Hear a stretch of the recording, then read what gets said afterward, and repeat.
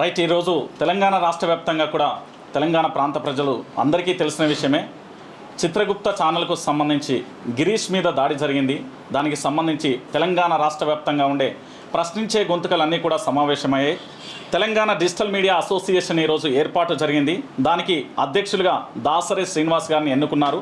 ఉపాధ్యక్షులుగా శ్రావ్య, రంజిత్ మైపాల్, జాయింట్ సెక్రటరీగా రజనీకాంత్ పుష్పాల గారిని, జాయింట్ సెక్రటరీగా క్రాంతి తిరుపతి, చీఫ్ అడ్వైజర్గా బక్క జడ్సన్ గారు, అశోక్, అదేవిధంగా మెంబర్స్గా రఘు, గిరీష్, మహేష్, గాడ్సే, సంతోష్ వీళ్ళందరూ కూడా మెంబర్గా ఉంటారు. మరికొంతమంది జైన్ కూడా అవుతారు. అయితే ఈ తెలంగాణ డిజిటల్ మీడియా అసోసియేషన్లో ఉండే ఛానల్ ఇప్పుడు మేము ఎన్నుకున్న ప్రకారం Kaloji TV, E96 TV, TR TV Telangana, PMR TV, Bharat Yuvasena, political webs, Bakka Judson facts, KR TV, Ashoka TV, YR TV, Mana Tholi వెలుగు, ఓకే టీవీ.